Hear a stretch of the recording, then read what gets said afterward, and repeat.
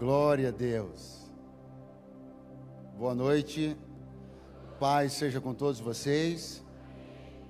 Falei para o pastor Lucas, ele me passou tão cedo que eu estou achando que tem outro culto depois.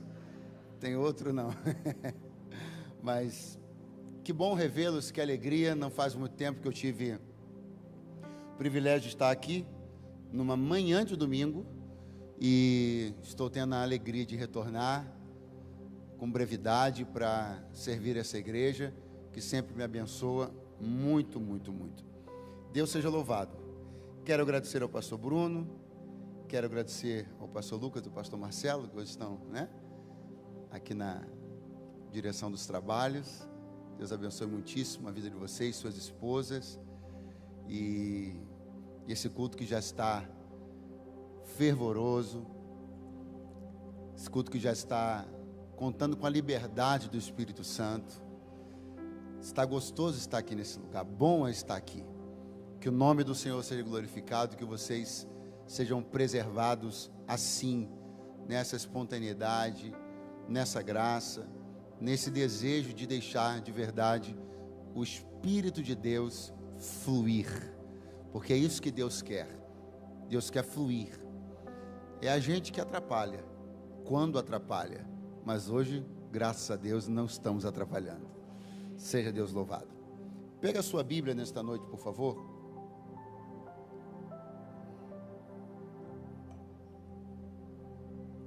Abra comigo no Evangelho escrito por Lucas.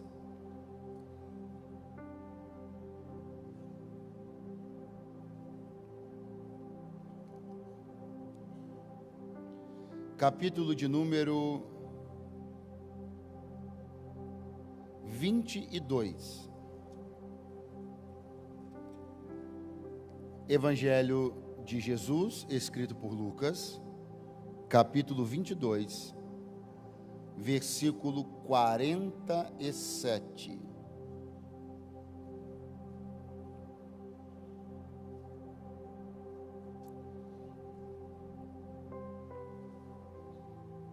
Até o 51.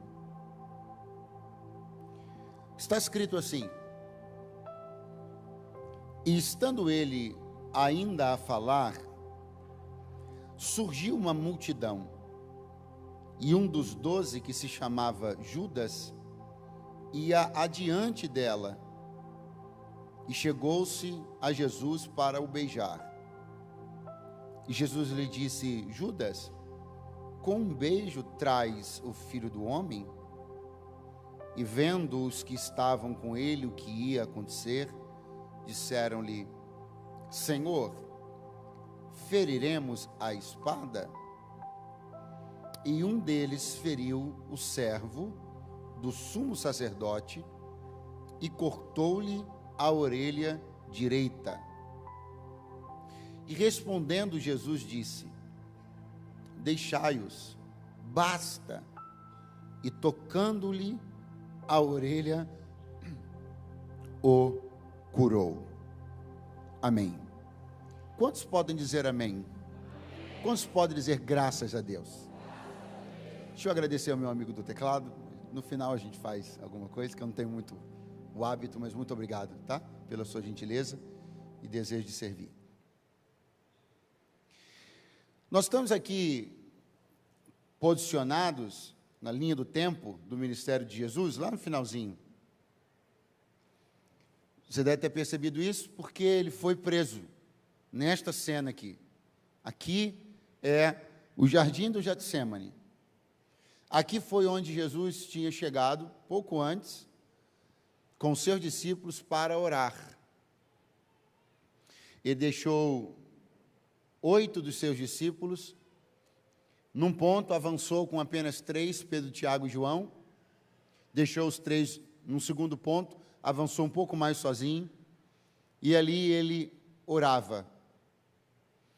Até que ele encerra a sua oração, sabendo que o que tinha para acontecer, estava prestes a acontecer.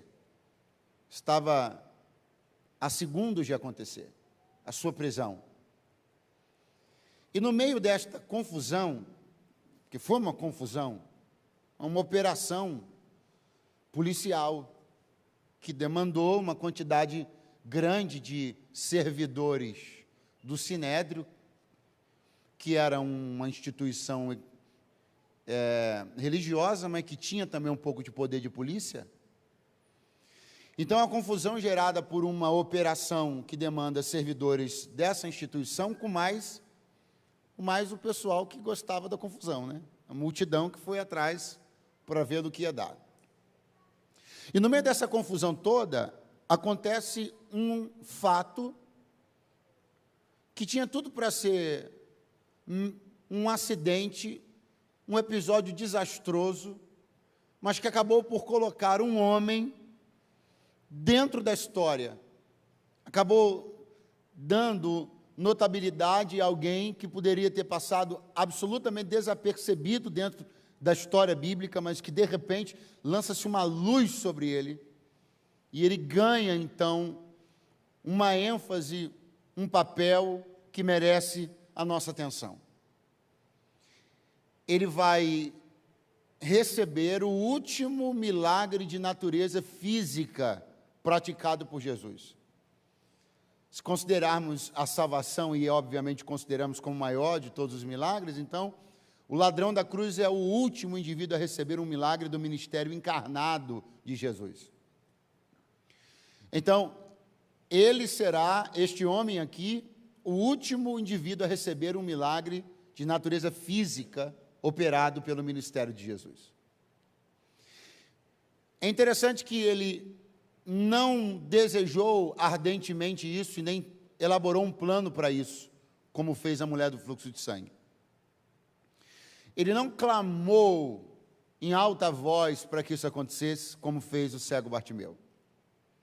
Ele não foi conduzido por amigos ou auxiliadores, como o paralítico que desceu pelo telhado da casa, ou mesmo o cego de nascença levado por amigos até Jesus em Betsaida, em Marcos 8. Ele, na verdade, não pediu coisa alguma, mas Jesus decidiu fazer, porque ele estava dentro de um contexto onde Jesus sentiu-se responsável. Aqui eu queria sua atenção, porque você precisa entender que a intervenção, a ação de Deus na vida das pessoas, muitas vezes acontece dentro desse tipo de dimensão, aonde o indivíduo nem sequer esperava, aonde ele não tem um mérito a apresentar, ele não tem uma razão objetiva para defender o seu pedido de receber algo de Deus. E aí você pergunta, então por que recebeu? Porque de alguma maneira ele entrou dentro de uma esfera onde Deus se sentiu responsável por fazer alguma coisa por ele. É exatamente isso que vai acontecer aqui. Esse homem foi ferido dentro de uma circunstância onde Jesus sentiu-se responsável. E tendo sentido-se responsável, Jesus vai intervir para resolver um problema que aconteceu e ele absolutamente não esperava que aquilo fosse acontecer. Ele foi ferido. Ele foi muito fraco. Ele foi duramente, foi dolorosamente ferido. Ele foi ferido em duas áreas.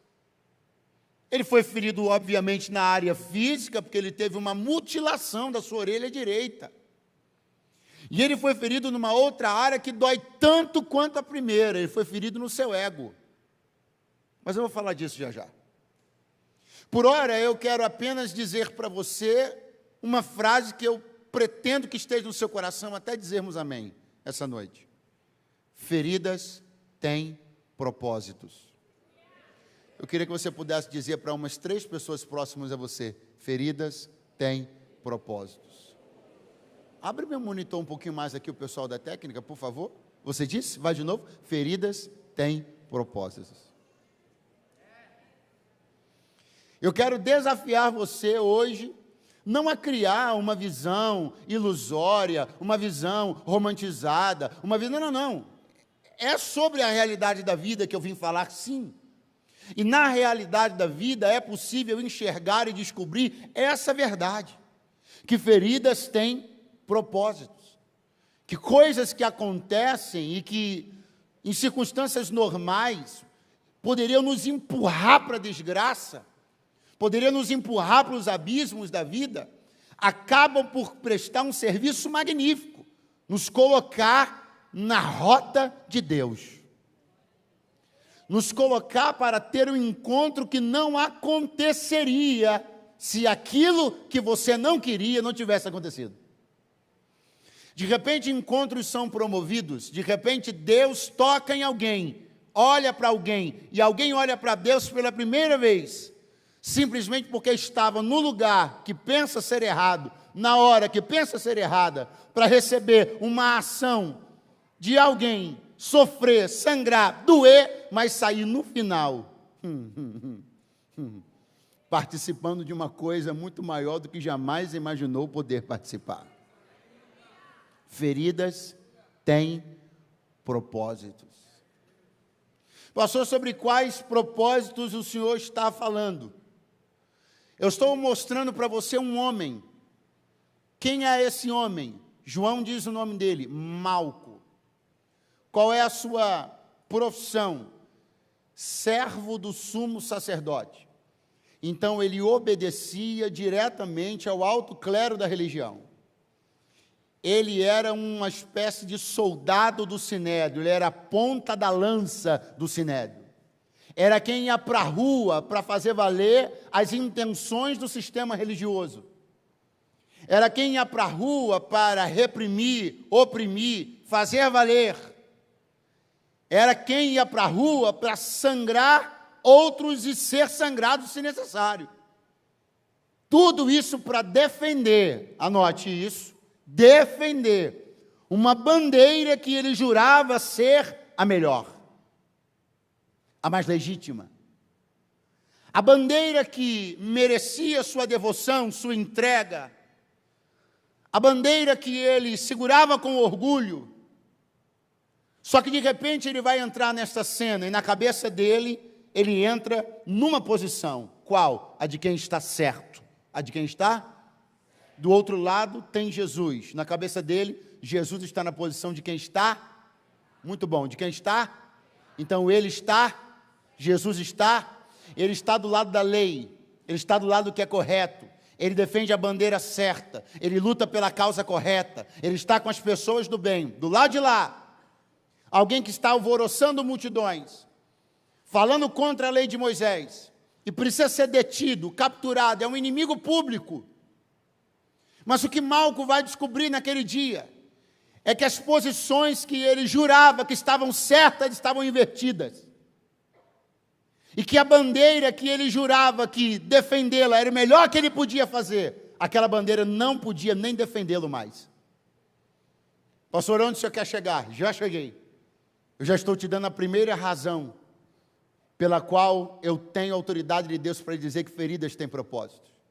Porque a verdade é que só após algumas feridas, nós vamos fazer revisão de valores e perceber que nós invertemos algumas coisas e defendemos bandeiras que jamais deveríamos ter beijado. Agora, que eu gostaria que não fosse assim, gostaria. Que você gostaria que não fosse assim, gostaria. Mas qual é a verdade? A verdade é que não tivessem acontecido algumas coisas que aconteceram, você ainda estaria curvado diante de algumas bandeiras. Se não tivesse acontecido algumas reviravoltas que te geraram perdas, danos, choro, angústia, se isso não tivesse acontecido até agora, você juraria de pé junto que lutava pela causa certa e pelas pessoas certas.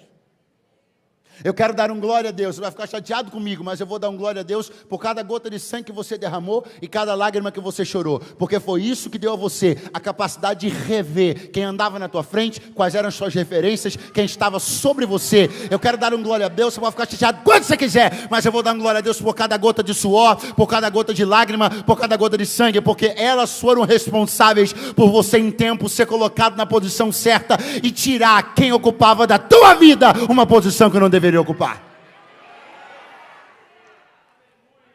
Quem é que está diante da multidão? Quem é que lidera a jornada? Quem é que aponta o caminho? Judas. O texto diz que Judas ia na frente de todos. Quem aponta o caminho?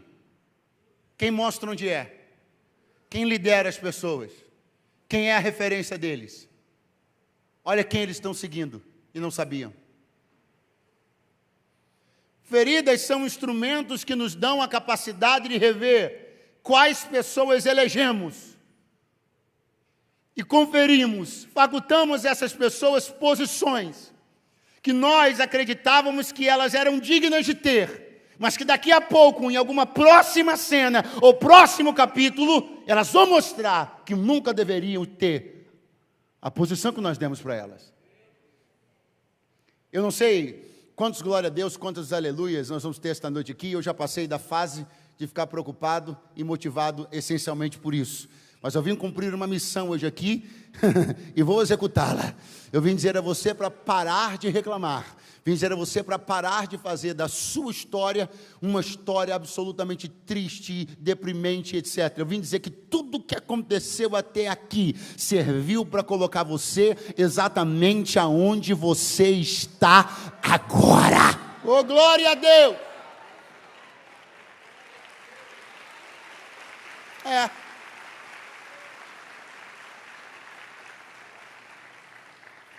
Porque quando a gente está muito convencido de uma ideia, quando a gente está muito convencido de que está fazendo a coisa certa, lutando pela bandeira certa, defendendo as pessoas certas, lutando do lado certo, só o sangue, só a lágrima vertida é que tem a capacidade de nos acordar. Eu estou falando com gente aqui que amigo olhou no olho e disse: cara, não é possível que você não está vendo. Estou falando com gente aqui que parente olhou e disse: não é possível que você não está percebendo. Só que teve parente que tentou, não conseguiu. Teve amigo que tentou, não conseguiu. Te pegaram pelo ombro e te chacoalharam para te mostrar uma realidade evidente. Você não enxergava, você estava cego. Mas quando você viu a primeira gota de sangue jorrar, você se despertou rápido.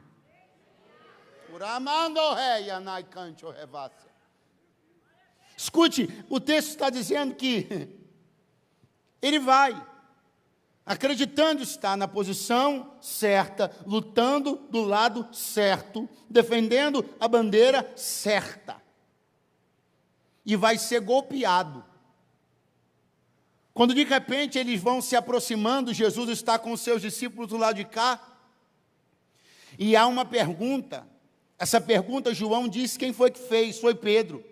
Pedro pergunta: mestre, feriremos a espada? E a pergunta é: como é que passa pela cabeça de Pedro uma pergunta dessa? Como é que passa pela cabeça dele fazer para Jesus, um homem pacífico, uma pergunta como essa? De onde ele tirou a ideia de perguntar a Jesus uma coisa como essa, descabida, incoerente com a mensagem de Jesus? Como Jesus autorizaria um ato de violência? Se durante todo o tempo do ministério dele, o que ele mais foi perseguido, afrontado, e nunca agiu violentamente com absolutamente ninguém. De onde Pedro pensou que Jesus agiria assim? Autorizaria um tipo de coisa como essa? Há uma razão que talvez explique. Fazendo o que Jesus fez durante todo o seu ministério, horas antes Jesus aplicou um discurso falando sobre espadas. Mas, obviamente, Jesus usava uma linguagem comum no seu ministério, metáfora, alegoria. Mas diz o texto que eles entenderam literalmente o que Jesus falava alegoricamente, chegaram inclusive a dizer: temos espadas aqui. E Jesus não estava falando disso. Então compreenda que isso aqui tem muito a ver com uma coisa. Isso aqui o que, pastor? Esse acidente, esse ferimento, essa dor gerada, tem a ver com o quê? Com a incompreensão de alguém a respeito da palavra. Toda vez que alguém do time de Jesus compreende equivocadamente a sua palavra, ele se torna um agressor em potencial. Por que tem gente tão machucada? Por que tem tanta gente ferida? Por que tem tanta gente desistida de si mesma e desistente do evangelho da igreja? Porque pessoas que compreenderam a palavra equivocadamente se tornaram agressores em potencial. Eu quero glorificar a Deus pela beleza e a graça de enxergar você hoje dentro de um lugar de cura. Dentro de um lugar saudável, onde Deus dá a você a oportunidade de observar o evangelho pela perspectiva certa. Não um evangelho de agressores, mas um evangelho que usa a mensagem do evangelho para confrontar, mas não para agredir. Essa incompreensão de Pedro a respeito daquela palavra gerou isso. Gerou uma pergunta que não tinha nexo. Ele perguntou: mestre, feriremos a espada? E Jesus não respondeu nada. Jesus não respondeu? Aí o que Pedro fez? Mesma coisa que muitas vezes a gente faz, quando a gente faz uma pergunta e Jesus não responde. A gente decide agir. E a pergunta que não quer calar é: para que perguntou?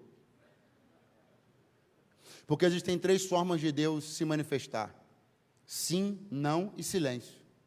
E quem te disse que silêncio também não é um jeito de responder?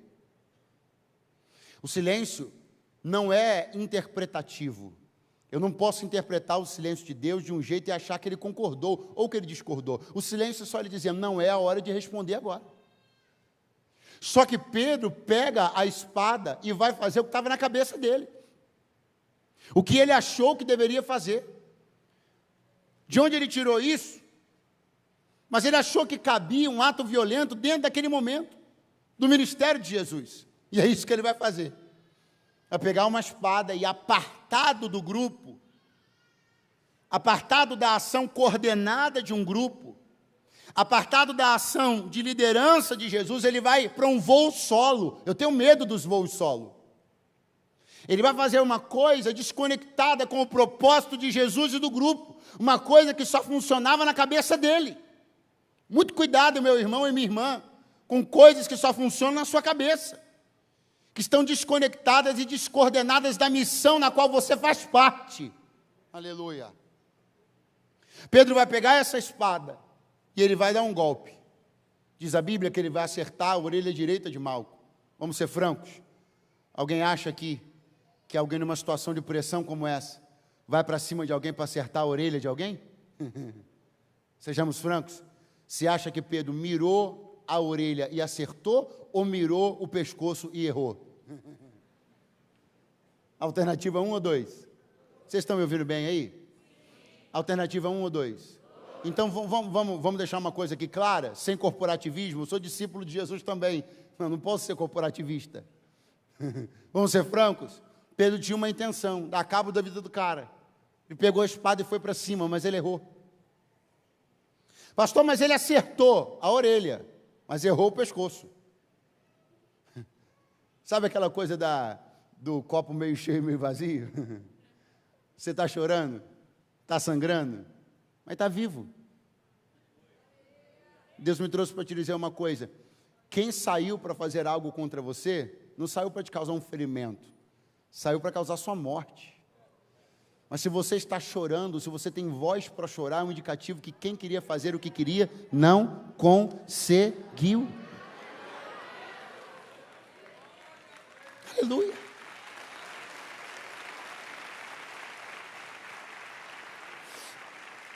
Ele vai errar. Veja, Pedro não era um espadachim, ele era um pescador. Mas todo indivíduo adulto do sexo masculino tinha um manejo mínimo com uma espada na mão. Pelo menos o suficiente para conseguir acertar um alvo numa distância curta. Mas Pedro errou. E o fato dele ter errado acende algumas questões importantes. Talvez a primeira grande razão que explique esse erro grotesco do agressor na direção do agredido seja algo que comumente faz a gente errar o alvo. Escuro. Quem nunca deu uma topada aqui por causa do escuro? Meu Deus, aí você fala em línguas, é uma coisa maravilhosa. Nós estamos no jardim do Getsêmani, nós não estamos no cume de um monte. Nós estamos no jardim do Getsêmani, com uma vegetação razoavelmente densa, um pouquinho fechada, Monte das Oliveiras.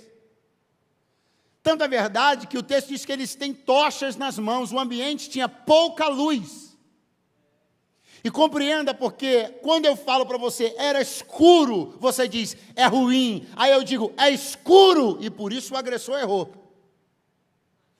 O fato é que tem um versículo que todo crente ama, e não tem problema nenhum em amar, eu também amo. É aquele, o choro pode durar uma, mas a alegria vem pelo... O que nós queremos? Que a noite finde.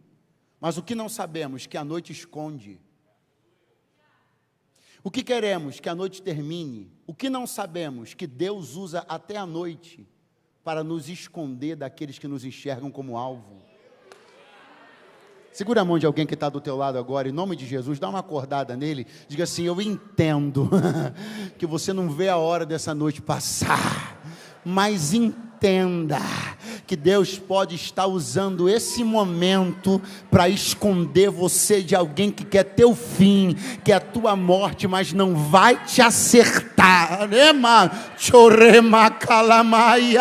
Não vai te acertar, não vai. Vamos falar do que queremos? Queremos que amanheça logo.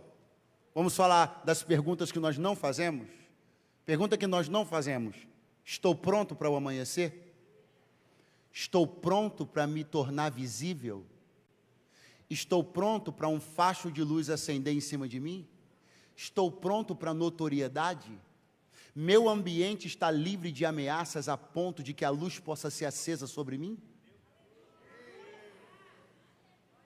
Nós queremos que amanheça e não compreendemos que o amanhecer traz uma notabilidade para a qual alguns não estão prontos. Quando o seu ambiente ainda está muito cercado de certas ameaças, Deus, que é gestor da duração da noite, Ele prefere prolongar um pouco mais o tempo da noite a expor você num tempo que você não está pronto. Deus me trouxe aqui para dizer: a noite é minha, como o amanhecer é meu, e eu controlo a duração de cada um deles. Vai amanhecer, mas vai amanhecer quando o teu jardim estiver livre das víboras. Vai amanhecer, mas vai amanhecer quando a notoriedade não for um inimigo para você.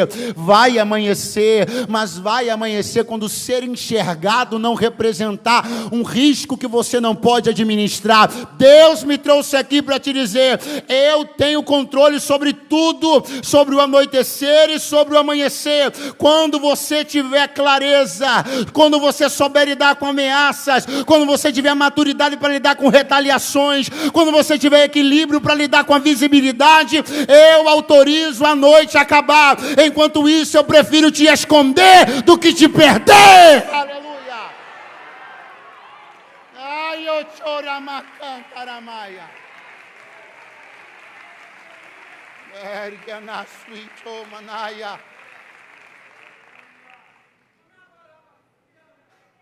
Região vascularizada, né? Eita, que saiu sangue, hein? Sangue que não acabava mais. Sangue, sangue, sangue, sangue para lá, sangue para cá. Porque a espada atingiu a orelha. Quero que você pense essa cena comigo. Vem o fio da espada cortando o ar. A lâmina da espada cortando o ar. Até encontrar alguma coisa e cortá-la. E o que foi que a espada encontrou? Muito fraco. Por que a espada do agressor encontrou a orelha de Malco? Só porque a orelha é o que é. Só porque a orelha está onde está. Só porque a orelha é como é. Pastor, como assim? Simples. Uma parte do corpo que não é para dentro, é para fora. Se nós não tivéssemos orelha, se tudo que compõe isso daqui fosse para dentro e não para fora, a espada do agressor teria passado e não teria pegado? Não teria pegado? Então compreenda uma coisa. Vamos ver se eu sou o único doido ou se tem mais alguém. Compreenda uma coisa. Se não houvesse projeção para fora, não haveria dor. Se não houvesse projeção para fora, não haveria sofrimento. Se não houvesse projeção para fora, não haveria lágrima. Se só houvesse projeção interna, nunca haveria ameaça nenhuma. Passou onde você quer chegar? Exatamente aqui nesse ponto, onde você olha a vida de alguém e diz assim: boa é a vida dele. Por quê? Nunca chora, nunca sangra, não é atingido nunca. E você nunca se perguntou por quê? Porque ele não tem projeções para fora. Ele não ameaça ninguém. Ele é um engavetador de sonhos, um arquivador de projetos. Tudo dele é projetado para dentro. Por isso que ele não chora e não sangra. Mas eu não queria uma vida dessa para mim. Eu prefiro ter visto o sangue algumas vezes, mas saber que ousadamente em Deus nunca deixarei de projetar para fora da minha cabeça. Se alguém ainda estiver por aí, levanta a mão mais alto que você puder, porque o que o inimigo pensou é que depois de você ter sofrido o que você sofreu, chorado o que você chorou, você ia se tornar mais um engavetador de sonhos e arquivador de projetos, mas o que ele não contava é com a coragem e a força que vem da parte do Espírito de Deus. E assim te diz o Senhor: eu sei o quanto te doeu, eu sei o quanto você chorou, mas eu não posso concordar que você se torne recluso, desista da vida, desista dos sonhos, volte para o campo de batalha. O ostracismo mata, a inércia destrói, mas a atividade pujante ressuscita os sonhos. Volte para o campo de batalha. Oh, aleluia! Eu não sei como é que você consegue invejar a vida medíocre dessas pessoas. Não sei como é que você consegue em algum momento desejar ter a vida que elas têm, medíocre. Sem nunca tentar, você não sabe o que é fé, não sabe o que é uma esperança ousada, gente previsível, gente morna, gente com uma vida chata, matemática, sistemática. Você não nasceu para esse tipo de vida, é por isso que você está inquieto do jeito que você está. Ei, chama!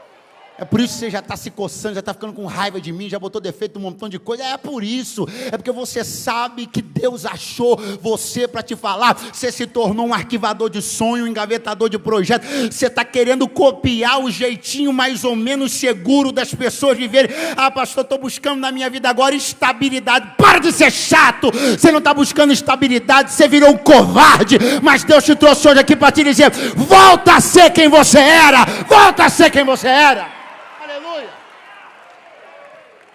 Aleluia. Andaramacheia. Com essa conversa de estabilidade para cima de quem? Você está covardado pela luta. Você está intimidado pelos últimos resultados negativos que você teve.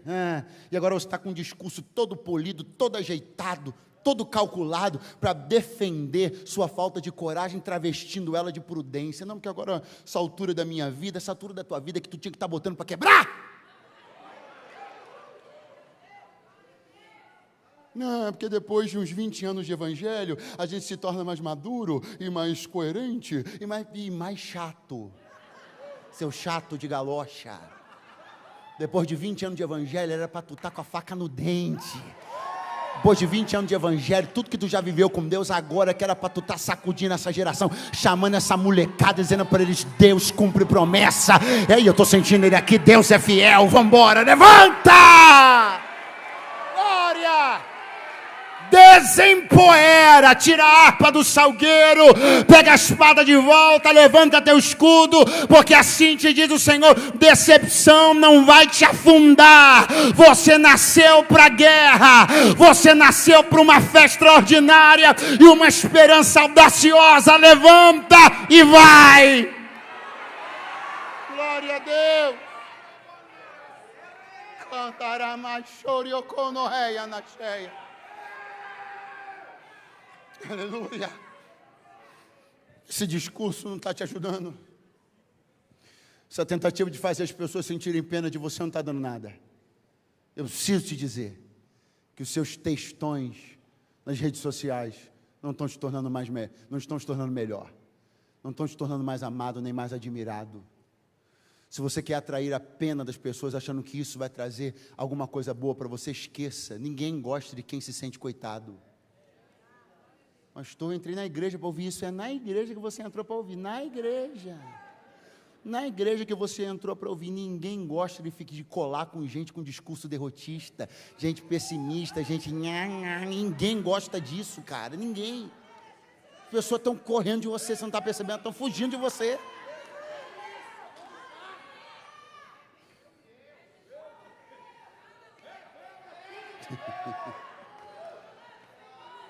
Isso é coisa séria. Deus me trouxe para te dizer: tem um futuro, há um bom futuro para você. Você está prestes a receber uma coisa que quando um homem e uma mulher recebem, a vida deles nunca é a mesma mais. Qual? Eu estou prestes a tocar em você. Quando eu te tocar, você vai entender porque esse sangue todo jorrou. Quando eu te tocar, você vai entender porque essas lágrimas todas rolaram do teu rosto. Quando eu te tocar, na canta lá cheia. Aonde é que está o nosso personagem? Está aqui, irmão. Acabou de receber um golpe, e agora eu lhe digo aquilo que pronunciei lá atrás. Ele foi ferido em 2 áreas da vida. Primeiro, física. Segundo, na vaidade. Porque Malco entrou ali como quem fazia, como quem operava, como quem prendia, como quem mandava. E daqui a pouco o pescador da Galileia deu-lhe uma espadada nele e arrancou a orelha dele direita. Eu não sei o que está doendo mais em Malco, a orelha ou o ego. Muitos ferimentos que homens recebem, muitas vezes um homem é ferido na sua orelha, mas na verdade o alvo não é a orelha, o alvo é o ego. E a verdade é que quando somos feridos, comumente Deus aproveita esses ferimentos físicos, financeiros, para tratar de uma outra área que é bem mais complicada, a do ego. Não raramente pessoas que tinham um discurso muito acalorado sobre um determinado tema, tomam um chute na canela exatamente naquele tema. Não raramente as pessoas que gostam de subir em determinados pedestais, em saltos, determinados saltos, e apontar e dizer, e isso e aquilo, daqui a pouco, pá! E é Deus dizendo assim, é teu ego que eu estou tratando. Porque você sempre entrava achando que você entrava para resolver. Você sempre teve esse negócio de pegar o telefone e dizer com uma ligação eu resolvo. Não vai embora não, que vai ficar chato agora. Aleluia. Você sempre teve você sempre enalteceu suas articulações, né? Anda por aí esfregando seu network na cara de todo mundo, né? Você é o cara que transiciona aqui, que transita aqui, transita colar. Você é o cara que resolve com um WhatsApp. Você não aceita que as pessoas demorem mais de 3 toques para te atender. Não é? Só que de repente todos os seus planos falharam. De repente você entrou no Getsemane como o senhor da situação e um improvável saiu de lá e te deu-lhe uma paulada, te deu uma pancada, te deu uma espada. Você foi ferido onde você menos esperava. Sabe qual é a situação de algumas pessoas que estão aqui? Ainda estão tentando entender de onde veio. Aleluia. Você ainda está tonto tentando entender como é que você deu esse mole. Aqui é Rio de Janeiro, campeão. Você ainda está tentando entender como é que tu deu esse vacilo. Como é que naquela área que você manja tanto, ali você sofreu, e Deus me trouxe para dizer, eu estou trabalhando no teu ego, para você entender que você entra pensando que está comandando, mas vai descobrir que quem comanda sou eu. Aleluia. Isso aqui é uma casa que não tolera egos. Casa de Deus não tolera egos inflados. Meu campeão, ou você entende isso, vai ser muito complicado. Você tem que entender que um grande alvo do evangelho é seu ego. O evangelho quer pegar o seu ego e dar uma coça nele. O evangelho quer pegar seu ego e esmiuçar ele debaixo do pé do evangelho. A palavra de Deus é um antídoto contra egos. A palavra de Deus é um remédio contra egos. A palavra de Deus é uma artilharia pesada contra egos. Quem não sabe lidar com o ego não saberá nunca ser crente. Mas quem está disposto a ser tratado no seu ego vai experimentar o que é o poder do evangelho de Jesus de Nazaré. Enquanto você levanta as suas mãos e abre a boca para dar uma meia dúzia de glória a Deus, uns 10, aleluia, eu vou te dizendo uma coisa, não fique chateado comigo. O que aconteceu melhorou você, quebrantou você, sensibilizou você, teus discursos estão menos acalorados, você está com um pouco mais de prudência no que fala, está mais comedido nas suas emoções. A verdade é que aquele episódio te bateu, aquele episódio te abateu, mas agora vai se levantar alguém melhor do que era antes.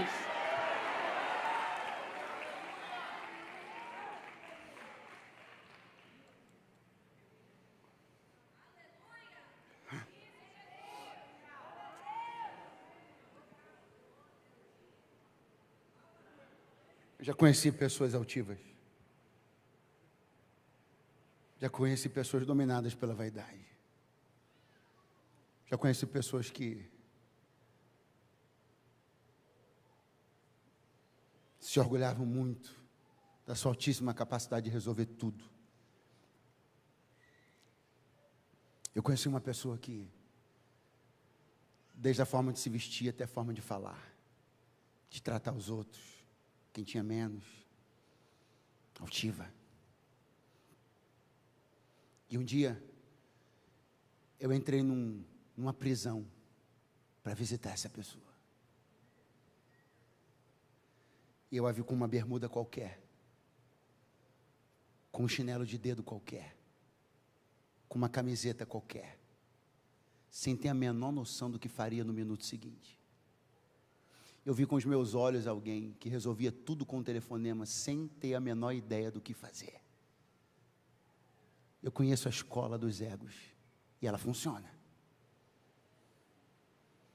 Pastor, esse tom é ameaçador. Não. Você está dizendo que alguém precisará acontecer isso ou aquilo para... Não. Estou dizendo que Deus tem os meios dele. Estou dizendo que você está recebendo uma palavra que te adverte e te dá uma possibilidade. Reveja tudo antes da dor. Reconsidere seus valores antes que o sangue jorre. Você não precisa esperar o golpe para começar a mudar o que tem que ser mudado. Quem ainda está aí, diga amém. Eu começo a encerrar, até porque quando vem o teclado é porque é para terminar. Eu já conheço essa senha. Não vai esse negócio de vai não, que eu sei muito bem como é que é isso. Não comecei esse negócio ontem, não. Mas eu estou terminando de verdade, porque eu não posso crescer nada além daquilo que há nessa mensagem. Mas eu só preciso dizer que aqui tem alguém que está nessa que eu te falei, tentando entender o que está acontecendo. Como? Como assim o cara saiu de lá? Como assim eu preparado? Como assim eu que sei lidar com isso? Como assim eu que nasci para isso, treinei para isso? Como assim? Como assim eu dei esse vacilo? Como assim eu deixei isso acontecer? E em meio a tentar parar o fluxo dos pensamentos, tem um outro fluxo que jorra, desordenado também, o do sangue. Jorra sangue e jorra pensamento. Jorra sangue e jorra pensamento. Ambos com fluxo desordenado. E Malco está tentando entender como é que para o sangue, como é que para a mente, como é que para a mente, como é que para o sangue, não consegue parar nenhum dos dois. Só que enquanto isso está acontecendo, fica com o Malco. O Malco está lá, ó. O Malco está ali, tentando entender. O Malco está ali tentando parar o fluxo. Como é que fecha? Como é que para? Como é que interrompe? Enquanto isso, do lado de cá, está Jesus.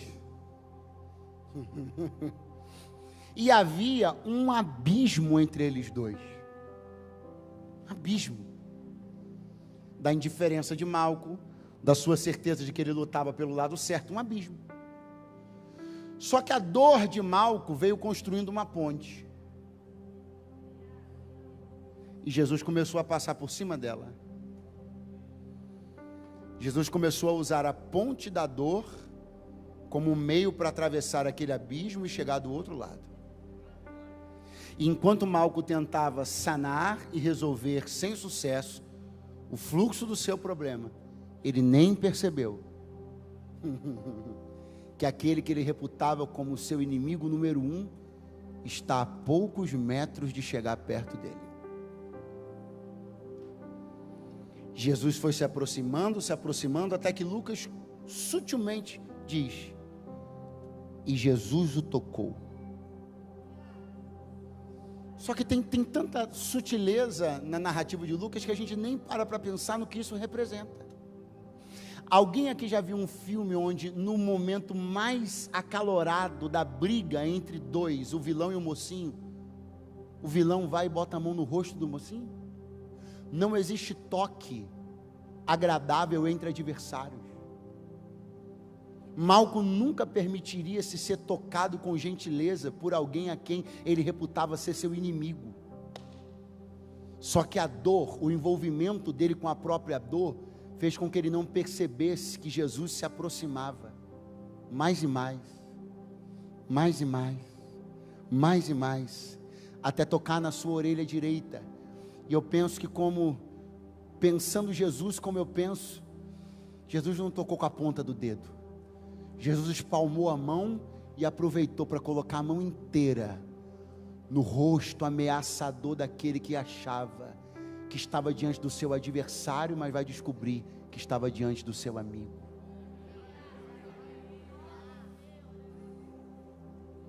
Pastor, o que aconteceu? O que aconteceu é que Jesus foi chegando perto e você nem percebeu. O que aconteceu é que ele foi dando passos sem pressa, para não te assustar, enquanto você tentava resolver, enquanto você tentava lidar, enquanto você tentava sanar, enquanto você tentava parar o fluxo. Ele foi chegando de mansinho. E quando você se deu conta, aquele por quem você não nutria nada de especial, foi quem tocou e simplesmente resolveu aquilo que você estava dedicado a resolver por meses ou anos sem sucesso algum. Eu quero dar um glória a Deus, porque dores constroem pontes. Eu quero dar um glória a Deus, porque momentos difíceis são em meio a eles, distraído com eles, que Deus vai se aproximando de nós para tocar. Eu quero que você creia esta noite que Deus está se aproximando de alguém desinteressado pelo Evangelho, crítico árduo da fé cristã. Deus está se aproximando de alguém. Deus me trouxe para dizer: tenha misericórdia, seja um bom amigo, um bom parente, mas não se meta. Quem vai botar a mão não é você, quem vai botar a mão é Deus. Escuta, pastor, só está pregando a indiferença. Não, exerça amor, misericórdia, mas quando você observar, eu não vim brincar não, eu vim ser um profeta de Deus. Quando você observar algumas coisas acontecendo com alguém, quando você for colocar a mão, Deus vai te lembrar do dia de hoje e vai dizer: tira a tua mão, porque quem vai colocar a mão nele sou eu. Assim te diz o Senhor sobre alguém que está na tua casa, assim diz o Senhor sobre alguém que resiste à mensagem do Evangelho. Eu estou usando algumas coisas como ponte, e estou mais perto dele do que estava ontem, e amanhã estarei mais perto do que estou hoje, e quando você e ele menos perceberem, eu estarei tocado, atingido, revolucionado, levantado e despertado.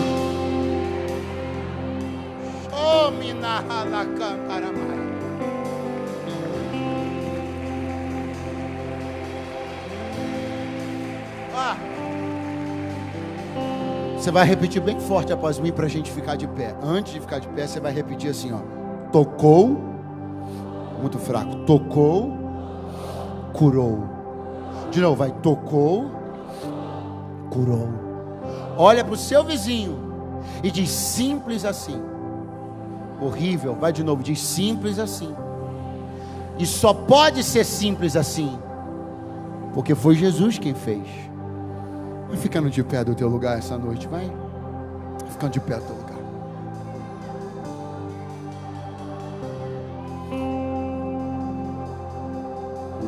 Nós não estamos falando de corte, nós estamos falando de mutilação. Nós não estamos falando de ferida, nós estamos falando de mutilação. Olha para mim. Esse episódio aqui não tem um corte, como você se corta e eu me corto.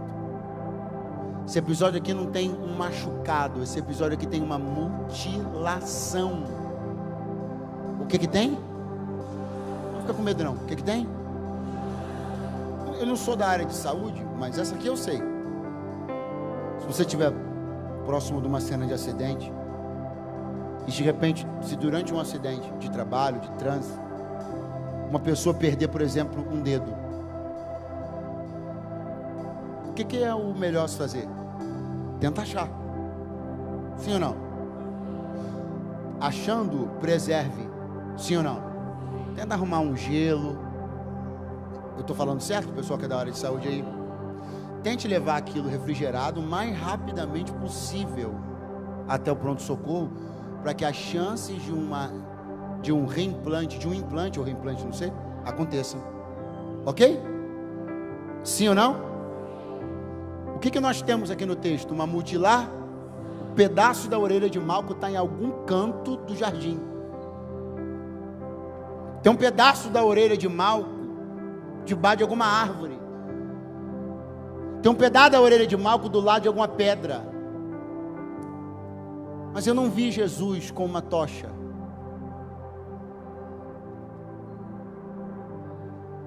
Eu não vi Jesus interessado em procurar uma parte perdida. Eu não vi Jesus decidindo reimplantar. Eu não vi Jesus dizendo que é necessário localizar o que passou, para então conseguir a completude que se sonha. Eu vi Jesus resolver assim, tocando e curando. Pastor, o que o Senhor quer dizer? Eu quero dizer uma coisa que você até hoje não entendeu e que vai te ajudar a parar com uma busca frenética e dolorosa. Porque eu vejo pessoas com uma lupa na mão e a tocha e a lanterna na outra. Você está procurando uma parte perdida no passado, na esperança de que reconectá-la agora poderá trazer a completude que você precisa. Só que Deus me trouxe para te dizer: quem precisa disso é você. Eu não preciso de uma parte perdida.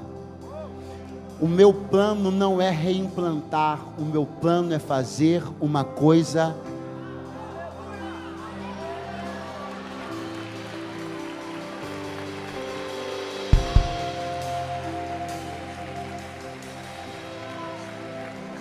Pastor, é meu direito. Seu direito? Corre atrás. Só não pensa que Deus precisa. Eu vou, hein? Pastor, é meu direito. É seu direito? Vai atrás. Só não limite o poder de Deus a pensar que Deus precisa. Que você consiga reaver isso ou aquilo que te foi levado ou fraudado nesse ou naquele tempo, na década X ou na década Y, para fazer cumprir qualquer coisa que Ele tenha dito ao seu respeito. Só não limite o poder de Deus e pense que Ele é como você. Deus não é você, não sou eu e nem ninguém que você conhece de carne e de osso. Ele me trouxe para dizer: eu não preciso de parte alguma perdida em lugar nenhum. Eu não vou pegar coisas revolvidas na lama e lavá-las para reimplantá-las. Eu não preciso me submeter a esse tipo de cenário. Eu tenho poder para fazer uma coisa absolutamente nova. Ele me trouxe aqui para dizer: o que eu estou por fazer é novo. Meu toque gerará uma coisa nova. Se você se abrir para mim, eu farei uma coisa nova. Se você se permitir ter a experiência do Evangelho, eu farei pela sua casa uma coisa nova. Não, você não precisa achar aquele namorico da juventude. Deus pode fazer teu casamento um casamento novo. Deus me trouxe para dizer: eis que eu faço novas todas as coisas.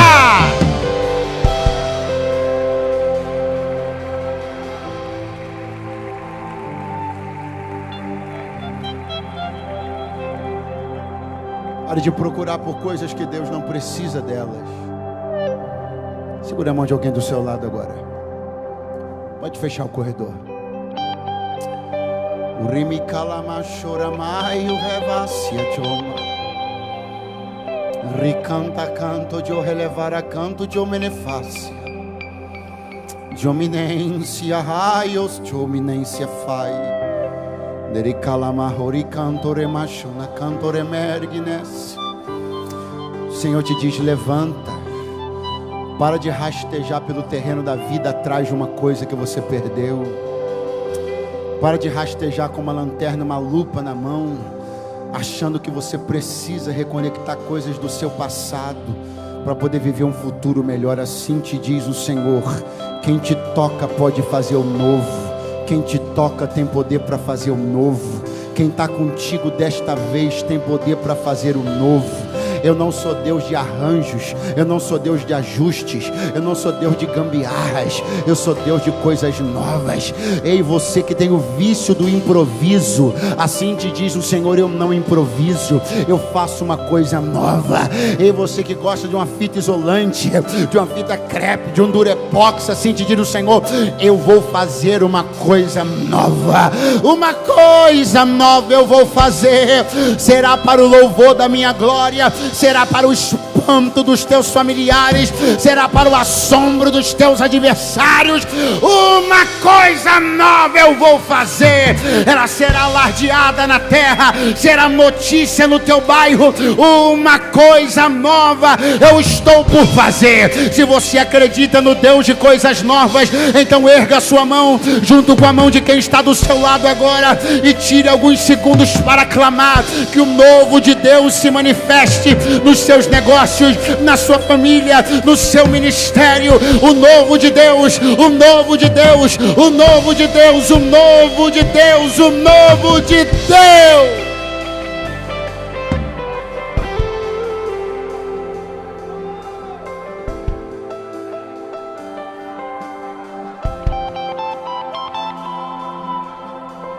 Eu te dou mais uma razão para crer que Deus está por fazer uma coisa grande na sua vida. Eu te dou mais uma razão para crer que Deus está por fazer uma coisa nova na sua vida. Olha para cá. Eu disse para você que Malco servia a uma instituição. Lembra? O Sinédrio. Jesus era bem-vindo no Sinédrio? Não. Jesus era crido pelo Sinédrio? Não. Jesus era louvado pelo Sinédrio? Reconhecido pelo Sinédrio? O Sinédrio não é muito diferente das casas de algumas pessoas.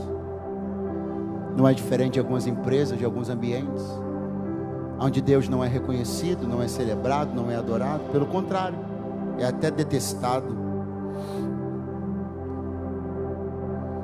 Só que se Malco é um soldado de um determinado quartel, todo soldado quando sai para uma missão tem que voltar para o quartel. Alguém já pegou.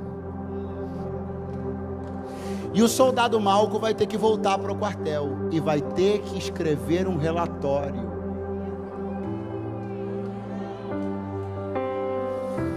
Eu fico pensando no soldado Malco diante do seu superior no Sinédrio, o sumo sacerdote. Malco foi se apresentar depois da missão da captura do Nazareno. O soldado Malco se apresentando. O superior diz para ele: soldado Malco, como foi a operação? Correu bem. Alguma intercorrência? Na verdade, uma. O senhor pode dizer o que aconteceu? Bom, então, em determinado momento, um dos fanáticos seguidores do Yeshua pegou uma espada. Sim, soldado mau. Precipitou-se contra mim. Sim, soldado mau. E decepou a minha orelha direita. Estou vendo o homem ouvir o soldado mau que olhar para a orelha direita dele. Estou vendo o homem olhar para o soldado mau e perguntar: o senhor bebeu alguma coisa? Porque o senhor acabou de me dizer que houve uma intercorrência e a sua orelha direita foi decepada, mas ela está exatamente no mesmo lugar. E o soldado mau coçar a cabeça e dizer: então, essa é a parte difícil de explicar. Como assim é difícil? O que está acontecendo? Sabe o Nazareno? Ele me tocou e me curou. Oi, o que você falou? Ele me tocou e me curou. Como é que foi que você falou? Ele me tocou e me curou. Vai sair entre os dentes, mas vai ter que sair. E o fato é que exatamente no quartel, onde Deus não é reconhecido, exatamente no ambiente onde Deus não é reverenciado, alguém de lá de dentro volta para lá para dentro, sendo um testemunho vivo, inegável e irrevogável de que Jesus Cristo é o mesmo ontem, hoje e eternamente. Então escuta, porque não é só sobre você, é sobre os lugares que você vai e a mensagem que você vai levar para quem não acredita, porque quando eles olharem para você, você vai contar o relatório, eles saberão que um dia você perdeu, sangrou, chorou, decepou, mas olha aí o que Deus decidiu fazer por você, olha aí o que Deus decidiu fazer.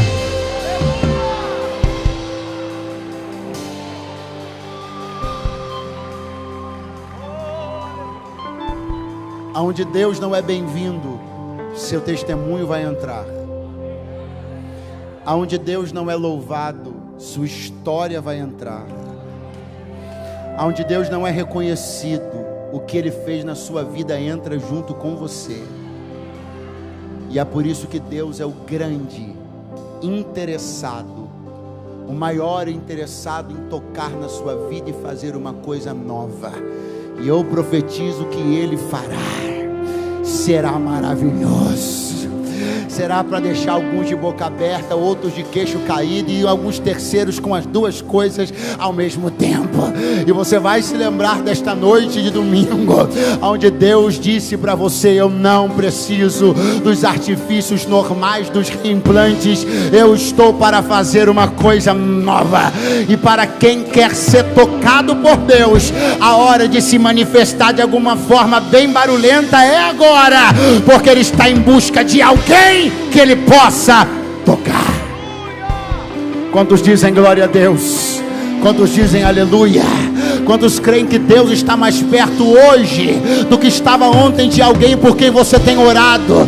Quantos creem que ainda este ano alguém que era indiferente para Deus será tocado por Deus e se renderá aqui nesse altar? É muita profecia para pouco glória. Alguém que foi indiferente a Deus ainda esse ano será tocado por Deus e render-se a Deus aqui neste altar.